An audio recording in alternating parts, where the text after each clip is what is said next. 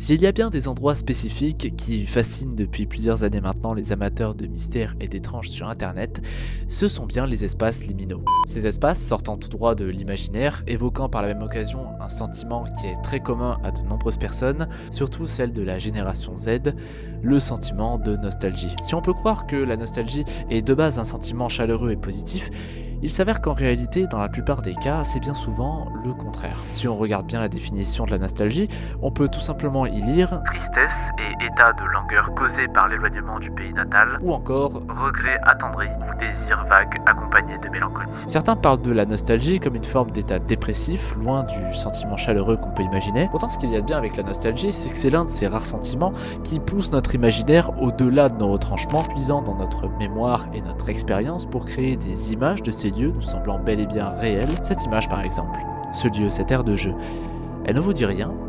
Et ce magasin là, vous y êtes déjà allé, non? Et pourtant ce que je viens de vous montrer là, vous n'y avez probablement jamais mis les pieds. Mais alors, pourquoi vous évoque-t-elle tant quelque chose de familier? C'est là tout le principe même d'un espace liminal, jouant entre nostalgie, réalité et fiction pour certains cas. Ce sont des endroits qui semblent extrêmement familiers pour le cerveau humain, paraissant généralement vides, sans présence d'une quelconque trace de vie, souvent dans un état d'abandon nous ramenant alors, presque à chaque fois, à cet étrange sentiment nostalgique. Mais du coup, est-ce que ces lieux existent?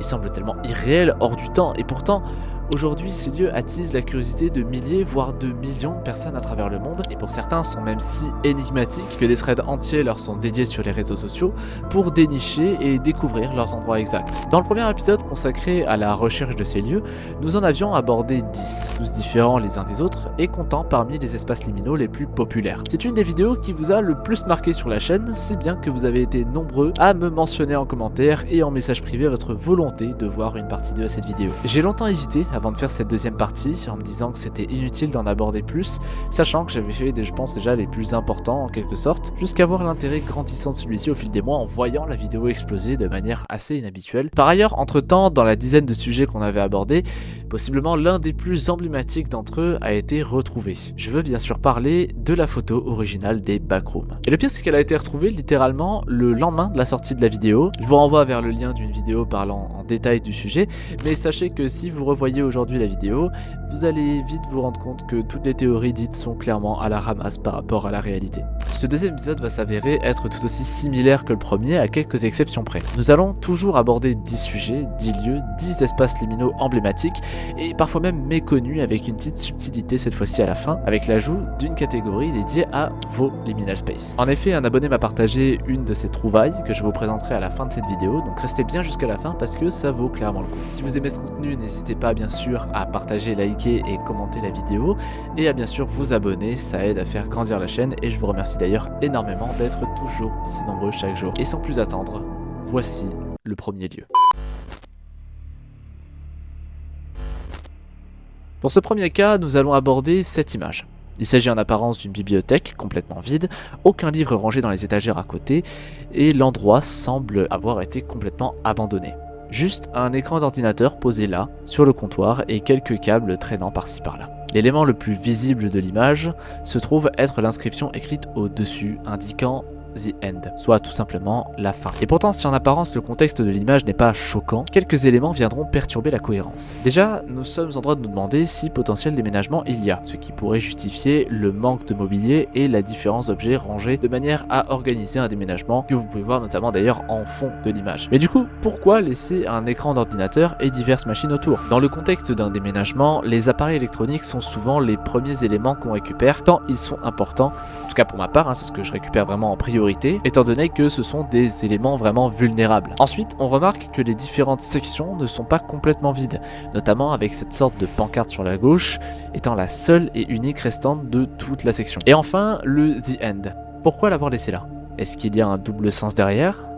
Un message caché? On parle de quelle fin là? Vous êtes toujours là? Bon, du coup, où pourrait bien se trouver cet endroit? Eh bien, on va pas avoir besoin de chercher bien loin. Inutile de chercher The End Bookstore sur internet. On va juste se planter de direction. Cherchons alors dans le top des bookstores connus et tentons de trouver un endroit similaire. Ne serait-ce que dans l'écriture. Je sais que c'est vague dit comme ça, mais je pense que ce serait la bonne voie à suivre. Tiens, Borders Group, cette écriture-là, est-ce qu'elle serait pas similaire à celle de The End par hasard? Attends, mais si, il y a un R. Bon, maintenant qu'on est sur cette piste, essayons de chercher si un espace liminal a été trouvé dans un magasin de Borders. Et bingo, c'est ce qu'on cherche. Rien de compliqué pour ce premier sujet, étant donné la quantité d'informations qu'on a. Le lieu exact semblerait être ici, à Yorba Linda, une municipalité de Californie. Plus précisément au 22401 Old Canal Road. Jetons alors un coup d'œil et... Ah, le magasin a tout simplement été remplacé. Bon, c'est ce qui arrive régulièrement dans ce genre de cas, hein. C'est le cas pour de nombreux dead malls ou centres commerciaux abandonnés, dont le Wildfield Mall d'ailleurs qu'on avait déjà abordé dans la première vidéo. Et encore une fois, je trouve ça vraiment triste de me dire qu'il n'y a aujourd'hui aucun moyen de voir ces lieux en vrai. Mais malheureusement, c'est ce qui arrive quand ces endroits en question n'attirent tout simplement plus de monde. Et en sachant que la photo semble avoir été prise en 2011, je ne sais pas s'il s'agit de là du début ou de la fin du Borders, mais ce qui est sûr, c'est que ce cliché dégage réellement quelque chose de spécial.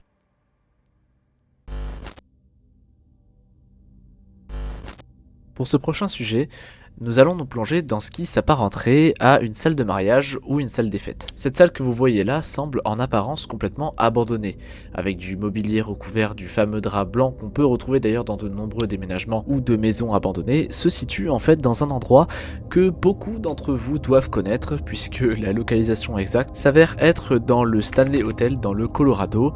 Et pour les fans de films d'horreur, ce nom ne vous est pas inconnu puisque c'est tout simplement l'hôtel utilisé dans le film The Shining de Stanley Kubrick, d'où le nom de l'hôtel. Il s'agit là d'une salle des fêtes se trouvant dans une partie annexe de l'hôtel qui accueille tout type d'événements, et la photo du lieu est même trouvable sur les différents sites en lien avec les fêtes de mariage, où on peut voir que l'espace liminal colle parfaitement aux photos sur les sites. Je vous mets la comparaison entre la photo originale et les photos sur les sites, et je sais pas vous, mais je trouve que ça rend cette image encore plus incroyable au vu du lieu en question et de son histoire. Et j'y pense d'ailleurs, mais pourquoi pas vous faire un vlog de l'hôtel un jour si ça vous chante, pour voir les différents easter eggs qu'il renferme, et pourquoi pas y passer une nuit d'ailleurs à l'occasion. Cette photo-là a été postée il y a 3 ans sur le Air Liminal Space de Reddit par l'utilisateur Infinatius. Celle-ci montre une sorte d'aire de jeu pour enfants, designée pour en faire une sorte de plage, avec un espace comprenant 3 principales structures de jeu, ainsi qu'un ciel en guise de faux plafond. Et ce qui est particulièrement perturbant dans cette photo, c'est justement tout ce que je viens de vous dire. Parce qu'en vrai, vu comme ça a tout pour être un espace liminal. Déjà, le fait qu'il n'y ait pas de signe de vie apparent, étrange pour une aire de jeu pour enfants. Le fait que ce soit dans un hôtel et par conséquent en intérieur et non en extérieur, ce qui accentue fortement l'étrangeté de l'endroit. Et pour finir, ce faux plafond qui renforce son côté artificiel avec un sentiment très étrange, comme si on était tout simplement pris au piège dans un endroit qu'on ne contrôle pas. Typiquement, on dirait une sorte de Truman Show pour enfants, et rien que cette idée présente un gros problème. Pour ceux qui ne connaissent pas le Truman Show, je vous encourage à aller voir le film et revenir sur la vidéo parce que pour le coup, il vaut le coup, et je ne vais d'ailleurs en passant pas vous spoiler ce que c'est. L'utilisateur précise que c'est un hôtel, mais ne précise pas lequel. Je vous avoue, je me suis pas vraiment cassé la tête là-dessus et je me suis permis d'envoyer un message à l'utilisateur pour avoir quelques informations sur le lieu, et voici ce qu'il m'a répondu. C'est le Maumee Bay Lodge et Conference Center à Maumee dans l'Ohio. En allant voir sur différents sites, on peut voir qu'il y a différentes photos de l'endroit et de cette fameuse salle de jeu, et il faut dire que malgré les angles, ça reste toujours assez angoissant et assez spécial. Est-ce que vous avez déjà vu cette image ?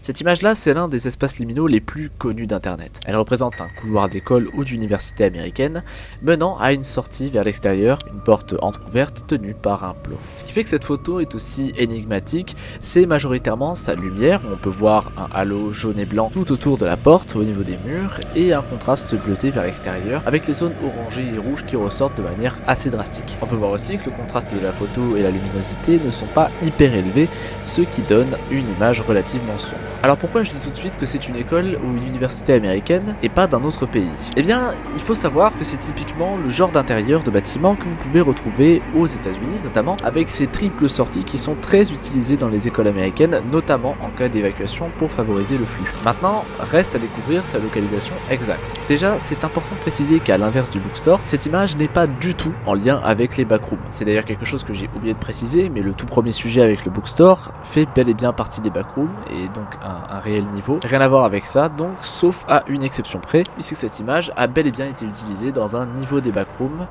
dans le jeu Roblox. Voilà, je trouve l'anecdote assez insolite. Maintenant, le lieu. Parce que si on regarde bien, on n'a pas forcément d'indice, mis à part que le mur à l'extérieur semble être un mur en briques et qu'il y a une benne à ordures sur le côté. En dehors de ça, on n'a pas grand chose. Sauf que c'est faux. Étant donné la popularité de cette photo, beaucoup ont pu retrouver très facilement les traces de l'école dans laquelle la photo a été prise. Selon les différentes sources, il s'agirait de l'école Hillside Intermediate School à Bridgewater dans le New Jersey, ce qui, de ce fait, nous révèle très facilement l'un des espaces liminaux les plus populaires. Dites-moi d'ailleurs si vous connaissez l'endroit ou pas du tout. Passons maintenant au prochain lieu.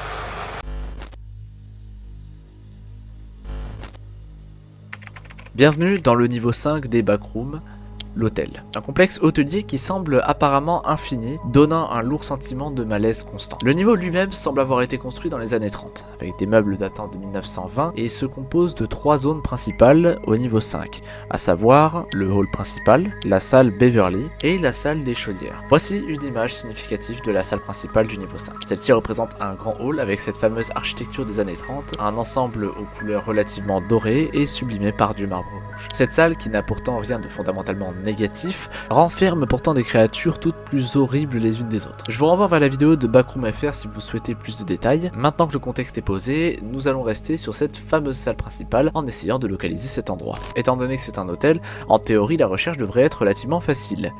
Et en vrai, oui, c'est assez facile. L'image viendrait en fait du Serrano Hotel à San Francisco en Californie. Et autant je ne trouve pas l'image tant représentative de ce que c'est un liminal space, étant donné la quantité d'éléments qu'il y a dans l'image, et aussi parce que c'est pas forcément quelque chose qui évoque l'enfance, la nostalgie ou quoi que ce soit, autant certaines images peuvent clairement rentrer dans cette catégorie, comme cette image par exemple. Cependant, s'il y a bien un hôtel qui me vient à l'esprit et qui pourrait rentrer dans cette catégorie, ce n'est pas un hôtel qui se trouve aux États-Unis, mais bien un venant tout droit de France, et qui n'est pas réellement un hôtel en réalité. J'ai dû en perdre quelques-uns je pense sur cette description, mais est-ce que vous connaissez Disneyland Paris? Bon, rien qu'en prononçant ce nom, je pense que vous avez capté de quel hôtel on va parler, puisque je veux bien sûr parler du Hollywood Tower Hotel, aussi appelé la Tour de la Terreur. C'est une attraction à sensation forte au sein du parc Walt Disney Studios, et je me permets de le mettre dans cette liste parce qu'en vrai, au vu de certaines salles, on peut clairement parler d'espaces liminaux. Je pense notamment à la salle principale, la bibliothèque et même la chaufferie qui rentre plutôt bien dans le cadre je trouve. Bon, et aussi parce que il faut savoir que je suis assez familier avec le lieu, étant donné que je suis un ancien cast member de Disneyland Paris, j'ai eu l'occasion de travailler au sein de l'hôtel et c'était clairement la folie totale. D'ailleurs, voici une image de ma tronche avec les cheveux blancs qui vous accueille dans l'ascenseur. J'avais une sale tête. Il faut vraiment que j'y retourne d'ailleurs. Disney, si vous passez par là et que vous voulez m'inviter, n'hésitez pas.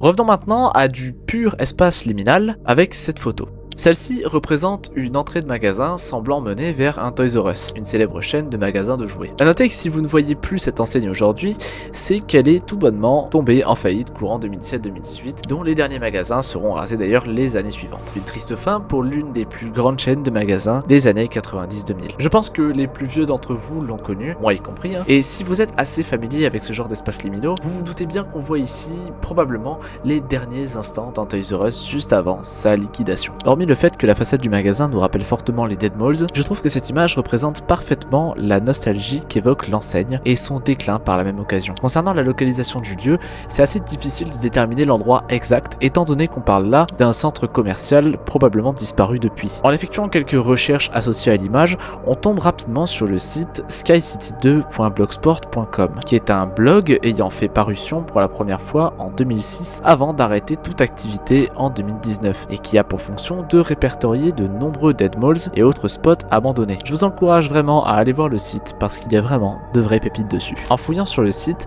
on tombe sur la rubrique The Mall, publiée le 16 août 2009. C'est un ancien centre commercial situé à Huntsville dans l'Alabama. Dessus, vous pouvez y retrouver pas mal de photos et en scrollant pendant quelques secondes, vous tombez sur cette photo. D'après le site, la photo viendrait d'Evans Criswell qui aurait pris les photos le 12 janvier 1998, juste avant la destruction du centre commercial. Ce qui est génial dans ces photos, c'est que chacune d'entre elles remplissent complètement les critères d'un liminal space, puisqu'en plus d'y voir les derniers jours d'un centre, on y trouve aussi toute l'esthétique recherchée, et c'est ça aussi qui renforce l'aura de ces images.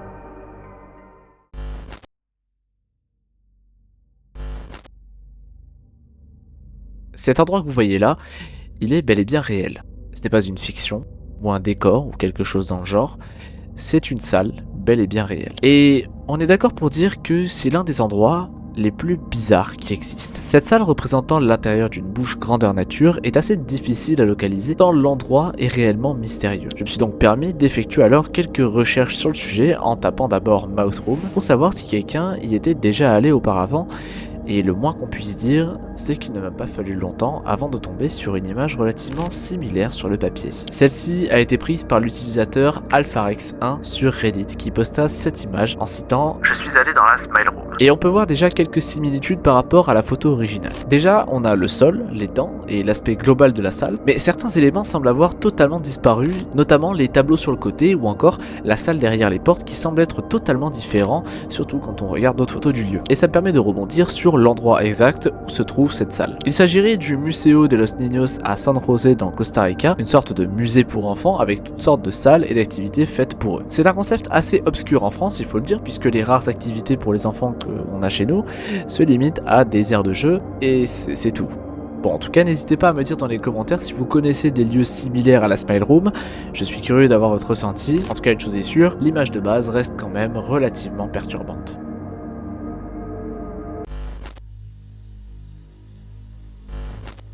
Dans la liste des images les plus étranges qui existent, on peut facilement mettre cette image en tant que porte-étendard. On y voit une sorte de geyser, dans une forme relativement étrange située dans un endroit tout aussi semblable. Le lieu est très particulier, puisqu'il semble même être tout bonnement irréel, et la qualité d'image originale n'aide clairement pas à savoir de quel endroit il pourrait bien s'agir. En faisant des recherches liées à l'image, on peut tomber sur le site unusualplace.org, qui est un site répertoriant les endroits les plus étranges et inhabituels du monde entier. Concernant notre lieu, il s'agirait apparemment du Fly Geyser, se situant à Hualapai Flat dans le Nevada, je suis désolé de la prononciation, et semblerait être un phénomène naturel d'après l'article. Il aurait été formé par accident à la suite d'une tentative de rendre la terre fertile, mais l'idée fut abandonnée et cette forme se serait créée suite à la formation d'un cône de carbonate de calcium. Alors malgré les articles, je me suis limité à ça pour l'explication parce qu'après ça part dans tous les sens et je ne préfère pas dire n'importe quoi. La photo aurait été prise par un utilisateur du nom de Swiray qui a pour habitude de photographier des paysages naturels un peu partout aux USA. Et je trouve que le phénomène est assez fascinant et si vous comprenez un peu l'anglais, je vous encourage réellement à lire l'article en description si vous voulez en savoir plus sur le sujet. Pour cet avant-dernier sujet, on va parler de l'un des endroits les plus mystérieux des Liminal Space, à savoir la Monroe House. La Monroe House, pour ceux qui ne savent pas ce que c'est une maison assez connue aux USA, notamment car elle a été le sujet de nombreuses expériences paranormales au fil des années. Surnommée la Demon House, la maison semble faire fuir ses locataires avec d'étranges phénomènes tels que des apparitions, des bruits perturbants et une atmosphère globalement très pesante. Lors de l'émission Paranormal Lockdown aux États-Unis, des ossements humains ont été retrouvés au niveau des fondations de la bâtisse, qui n'ont à ce jour toujours pas été identifiés. Bon, c'est vrai que de base dans ce genre d'émission, c'est très souvent peu pris au sérieux, étant donné que c'est volontairement scénarisé pour jouer sur le sensationnel et faire angoisser les spectateurs lambda. La maison semblerait être au 218 N Monroe at Fort City dans l'Indiana, et vous pouvez d'ailleurs y louer une nuit, puisqu'elle sert aujourd'hui d'Airbnb à toute personne voulant se faire peur le temps d'une nuit. Et les Américains savent y faire comment rentabiliser certaines rumeurs. En soi, rien de fou donc, mais sans prendre en compte l'histoire du lieu, si on prend l'image seule, je trouve que celle-ci dégage quand même une sacrée vibe avec sa lumière, sa qualité basse et son absence totale de vie. Comme si la maison avait été abandonnée mais toujours conservée dans un état correct. Et c'est con parce que je trouve que cette histoire vient totalement gâcher l'aura du lieu, tant ça ne lui apporte absolument rien, si ce n'est une exposition médiatique assez ridicule.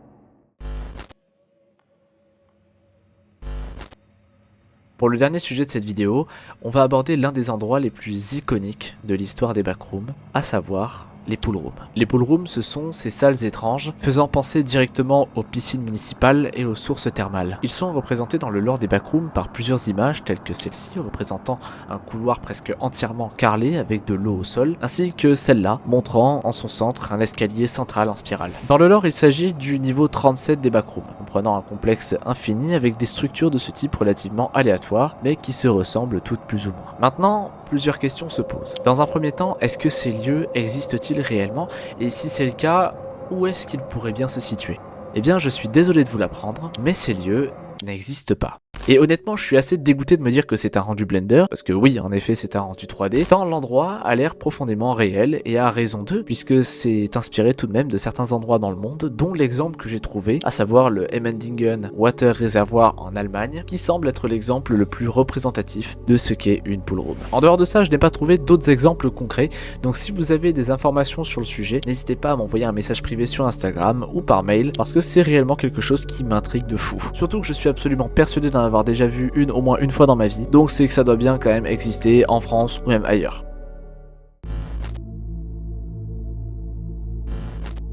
Comme promis, je voulais terminer cette vidéo en abordant divers espaces liminaux proposés par un abonné, que je remercie énormément d'ailleurs, et qui m'a partagé ses trouvailles suite à la première vidéo sur le sujet. Cet abonné m'a donc partagé 3 images provenant d'une école en Suisse. Petit coucou d'ailleurs à tous les Suisses qui suivent la chaîne, merci beaucoup à vous, et qui se situerait à Versoix, non loin de Genève. L'établissement serait l'école Ami Argan, et on peut y voir sur les images que ça rentre complètement dans le thème, notamment cette image qui, je trouve, dégage réellement un truc dérangeant, notamment avec le bout du couloir peu éclairé, qui donne toute la force à l'image. Il y a également ce parc pour enfants, situé non loin de l'école, qui rappelle directement beaucoup de lieux similaires en lien avec les espaces liminaux. Et je trouve que ces 2 lieux restent quand même de superbes trouvailles, donc merci beaucoup de me les avoir partagés. Voilà pour cette deuxième vidéo sur le sujet, j'espère qu'elle vous aura plu. J'ai essayé d'aborder des sujets un peu moins connus que la première partie pour que vous puissiez avoir réellement de la diversité au niveau des lieux. Je tiens à mentionner aussi Jaden Salad qui a inspiré le concept de cette vidéo, vous retrouverez le lien de sa chaîne en description. Et bien sûr, merci à toutes et à tous de me suivre de plus en plus sur la chaîne, ça me fait toujours autant plaisir. Si vous avez aimé cette vidéo, pensez bien à vous abonner, à liker, à commenter, à partager la vidéo, ça aide grandement au développement de la chaîne. Et en attendant, je vous retrouve pour de prochaines vidéos. Portez-vous bien. C'était Eldorak.